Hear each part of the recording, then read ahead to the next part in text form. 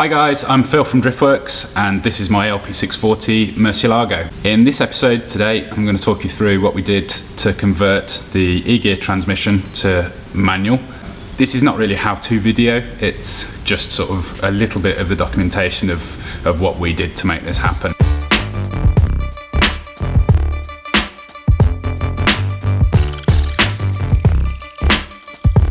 So there's basically three stages that we've gone through. I've kind of broken it up because it's quite a long video.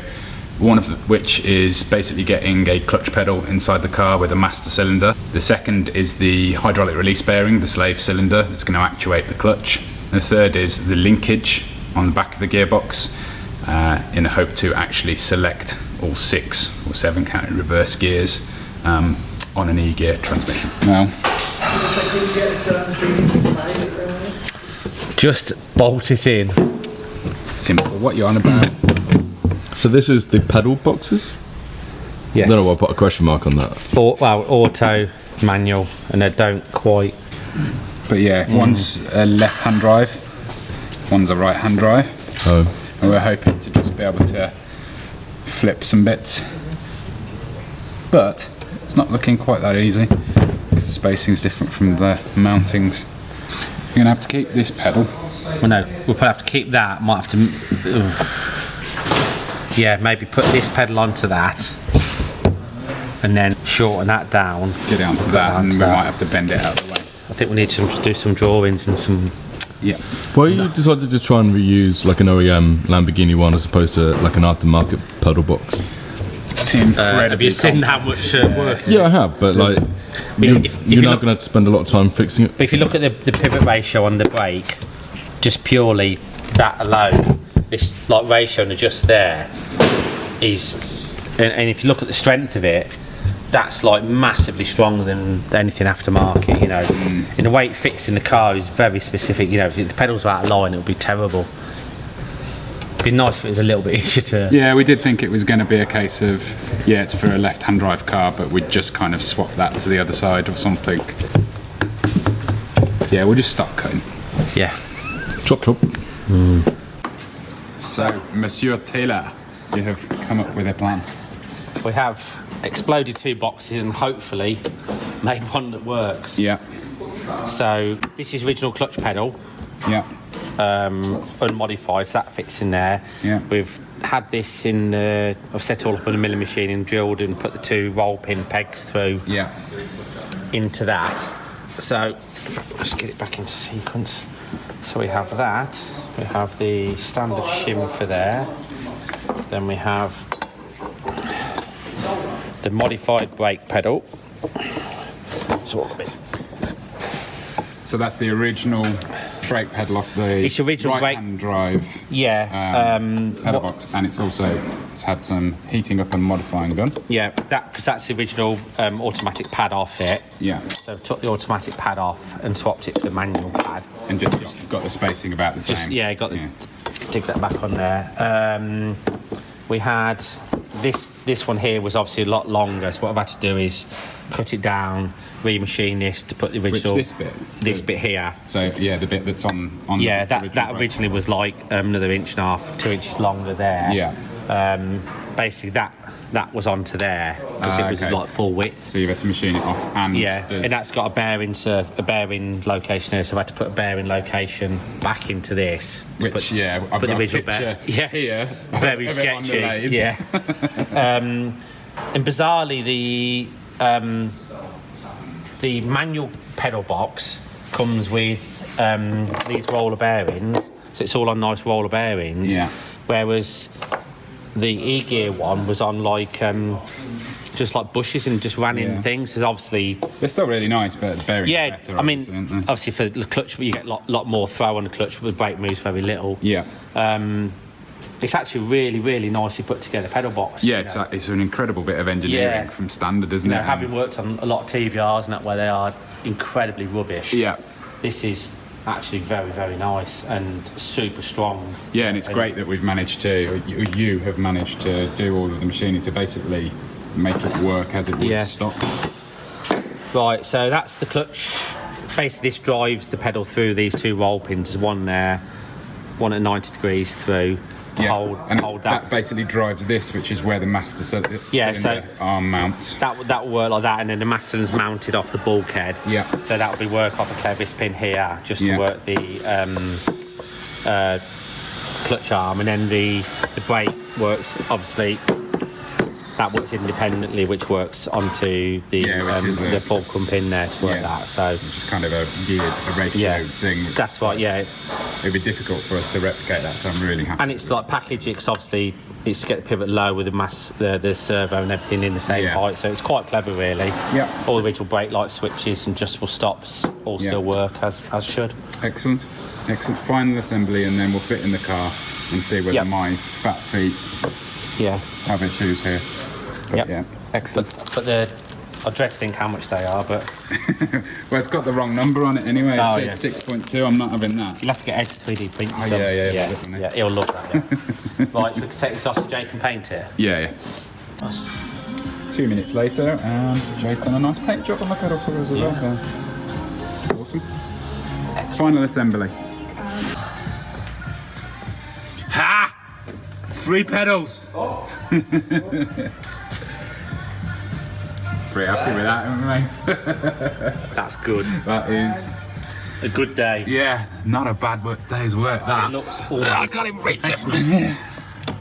One of them. What more could one ask for? Awesome. So here we are with one Egear gearbox, and now it has the manual bracket on it. We've got an adapted bush carrier here, which has got a pressed in. Is it Land Rover, Craig? Yeah, it's a Land Rover radius arm bush. Yeah, because if you look at the original bush, this is why you need to have extra support when you do a rear-wheel drive conversion, because that is just so floppy. And that's up and down plane. Yeah. So that's the original Egear bracket, and this is the manual, new adapted bush for that. We've got the shifter housing here, which is one of the bits that I had to buy because too complex, too nice, and basically has to match up with the gate that sits inside the car. This bit sucked. I had to buy this new. I think it was about 1,200 quid just for that. But it's quite complicated underneath. It is, yeah. Well, this was about 900 quid used, which I was lucky to find. But then it was missing loads of internal parts, like all of it basically. So I've had to build it up with new bits. But still, I can consider it somewhat of a bargain to get the correct stuff.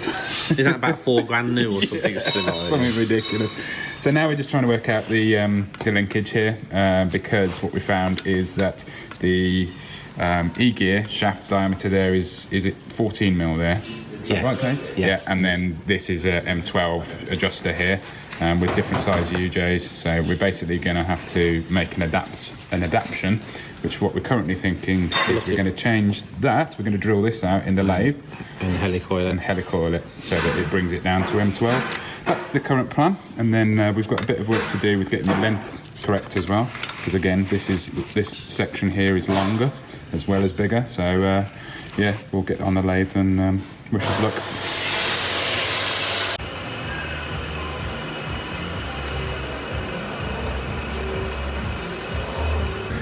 And that should go in there like that.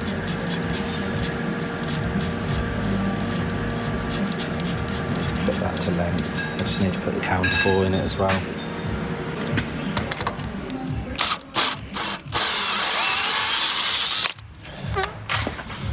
Puts a nice little counterbore in the top.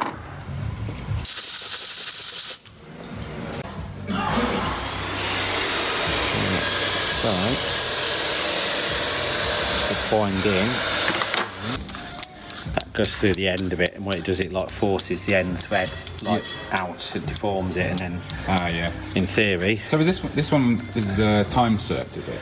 This is a time cert, yeah. Yep. we got a smile on our face. We have done some good work today. Look at this amazingness. Well, we've done some good work after we remembered that, you know, the gearbox is back to front. backwards, you know. we might have had it back to front still. Yeah, we had a small sort of brain fart moment where we forgot that this is actually this way round, because you sit basically with your bum here looking at the shifter there. So we now have, it seems, converted an Egear to a manual.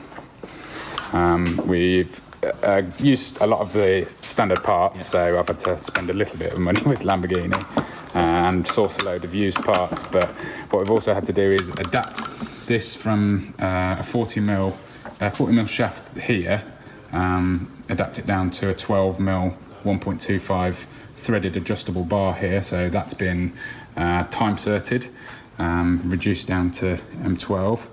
This bar has also been shortened, and other than that, most of this part of it is stock parts, which are incredibly hard to source and incredibly expensive.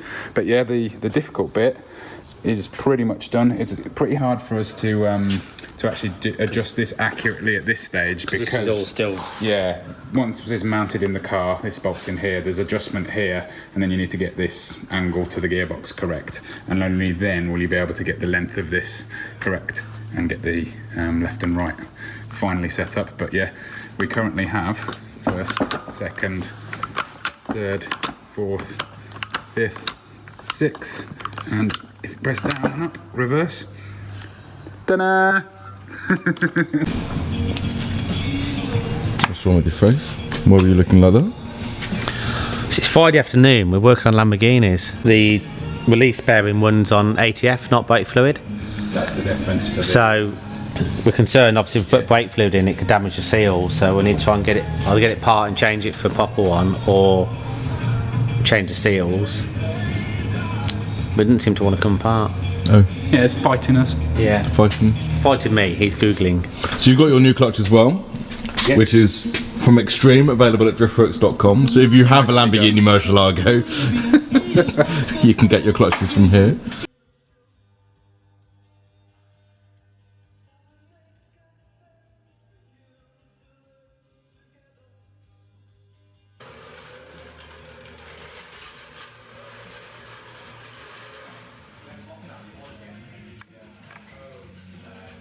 So, release bearing.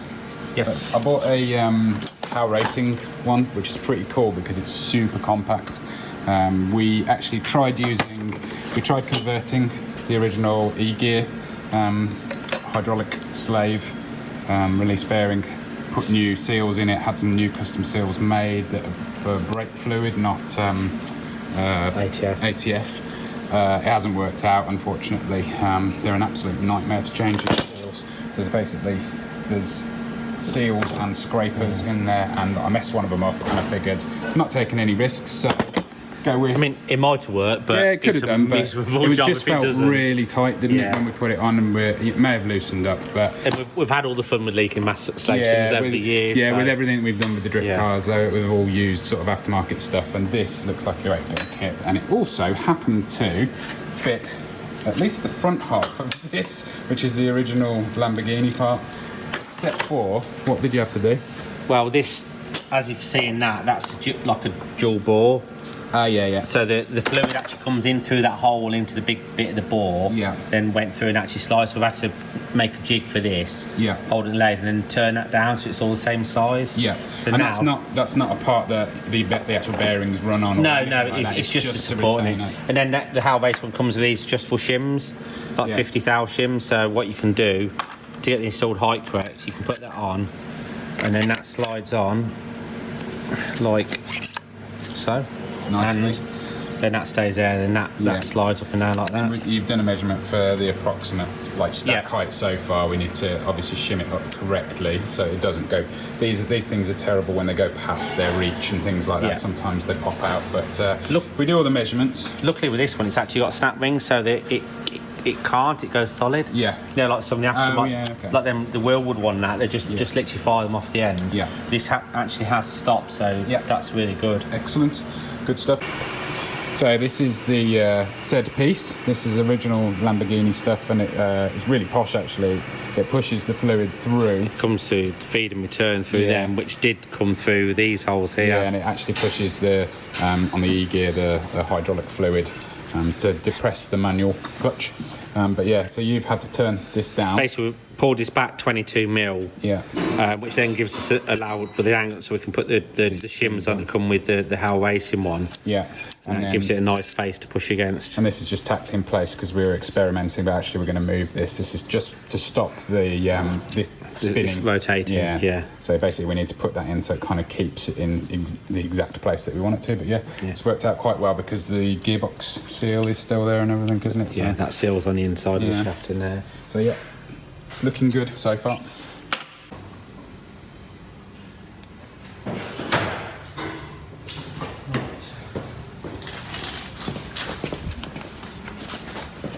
Yeah. Right, release it very slowly. Yeah. Well, press down really slowly. Well, I'll just continue pressing until you... Yep.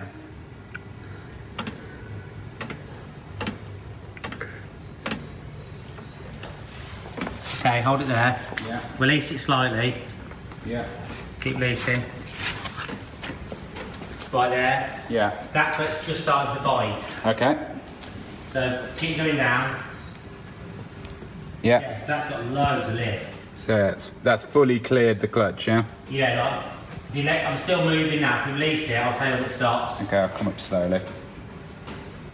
Now. Okay. So that's starting to go there, and then...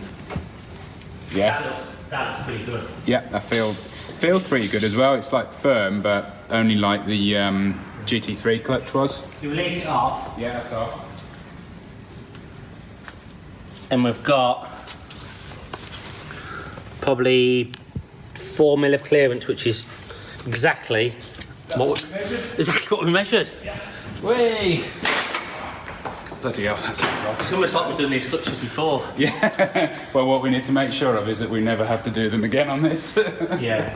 So, this is obviously just a little mock-up. This is not how it's going to be, but we have a clutch pedal in the car with a master cylinder, with a line to our hydraulic release bearing, and it feels awesome. So, Bit of a result. yeah. What are we saying? Then we're doing it.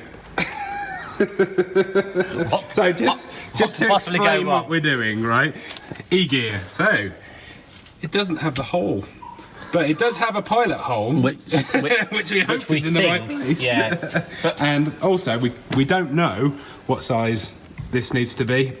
We based it off what seals we've got that go either side of the hole, basically. So yeah, let's see what happens. Go nuts, mate. And don't breathe it in. It's carbon fibre, I think.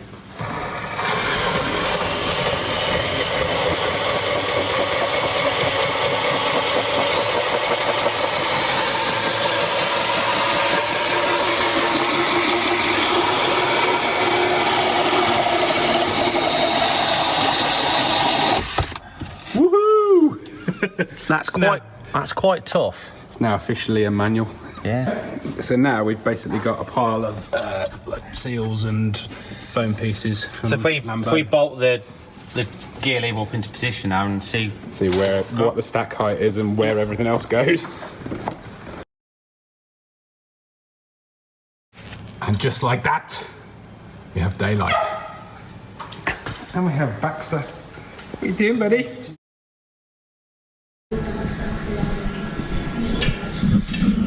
It's happening. It's happening. This is not scary at all.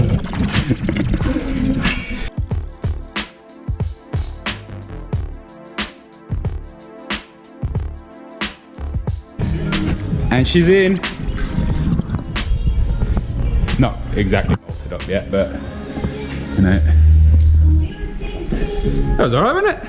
What do you reckon, lads? That actually went a lot easier than when it come out. Well, I put this on time lapse and I really didn't need to, because that just took us what, like 5 minutes? 5 minutes, 10 minutes. Excellent. So I think that's about us done here. We have an engine back in the car. We have 3 pedals. Just about see them there.